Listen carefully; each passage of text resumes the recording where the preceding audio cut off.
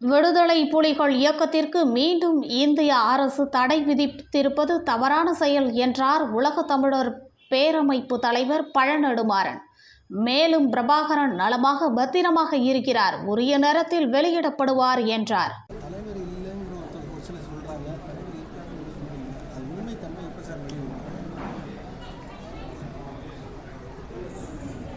அவர் நலமாக இருக்கிறார், பத்திரமாக இருக்கிறார், உரிய நேரத்தில் வெளிப்படுவார்.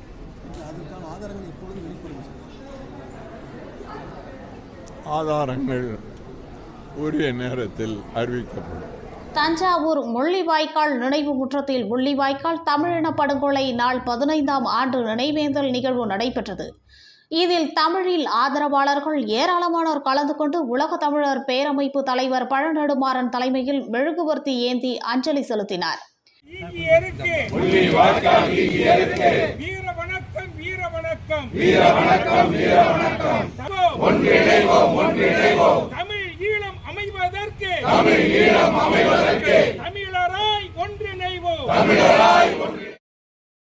அப்பொழுது பேட்டியளித்த பழநெடுமாறன், விடுதலை புலிகள் இயக்கத்தை ஏற்கனவே அழித்துவிட்டதாக சிங்கள அரசு 2009ஆம் ஆண்டு அறிவித்தது. அதற்கு இந்திய அரசும் துணையாக இருந்தது. இரு அரசுகளும் இல்லை என கூறிய ஒரு இயக்கத்திற்கு இப்பொழுது தடை விதிக்க வேண்டிய அவசியம் என்ன?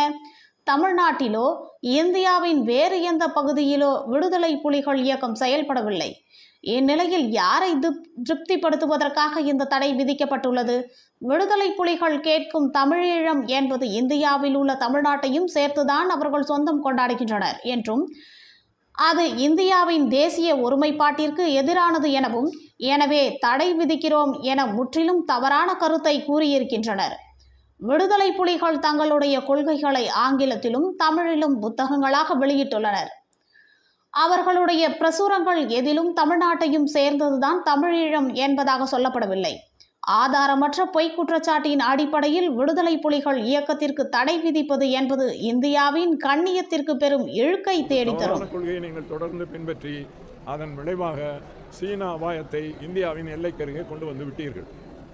அதுதான் நடந்திருக்கிறது. இந்த அபாயத்திலிருந்து மீள வேண்டுமானால் இலங்கையில் ஈழத்தமிழர்களுக்கு என்ற ஒரு நாடு அமைந்தால் ஒழிய இந்த அபாயத்தை தடுக்க முடியாது என்பதை இந்திய அரசு உணர வேண்டும்.